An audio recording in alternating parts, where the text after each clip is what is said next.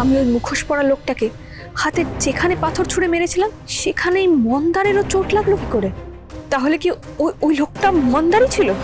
তুই ভেবে দেখ, আমাদের বাড়ির মেয়ে কখন রওনা হয়েছে, এখনো বাড়ি পৌঁছয়নি। ওর জন্য কি আমারও চিন্তা হয় না বল? আর চিন্তা করতে হবে না পিসিমণি।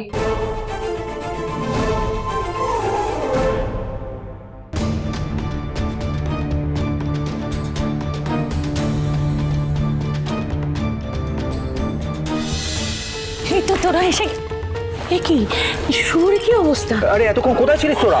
সব বলছি পরে, আগে একটু ওকে বসতে বল। হ্যাঁ এসো এসো, বসো বসো please।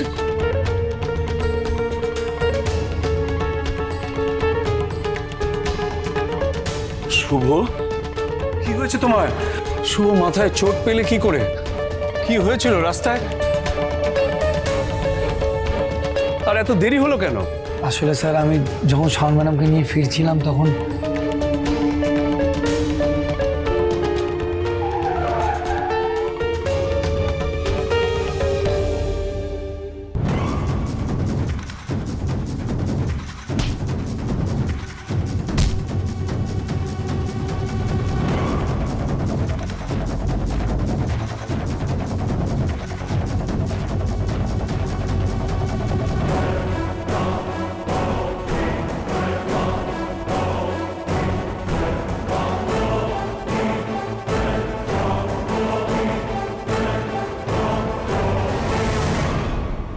আমাকে শুধু একটাই জিনিস অবাক করছে, ওই লোকগুলোর উদ্দেশ্য ছিল আমার কাছ থেকে দিদুনের দেওয়া ওই গিফট ভরা ব্যাগটা ছিনিয়ে নেওয়া।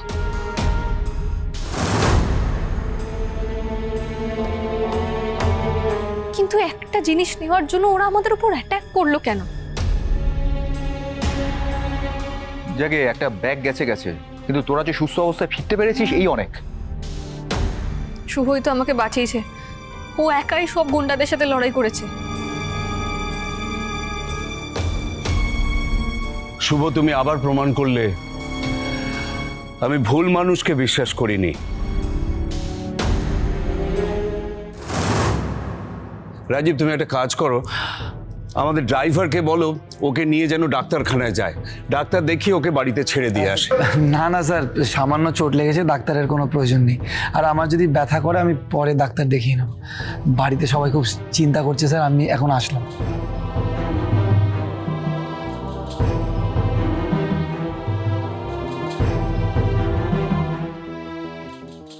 শাওন চল ফ্রেশ হয়ে এবার একটু রেস্ট নিবি, আমি তোর জন্য কিছু খাবার বানিয়ে আনছি, কেমন?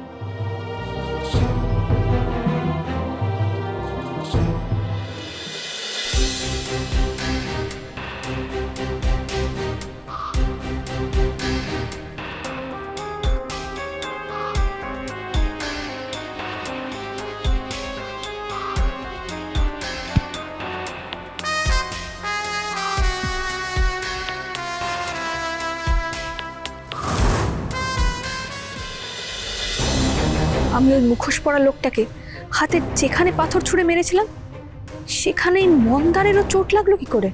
তাহলে কি ওই লোকটা মন্দারই ছিল?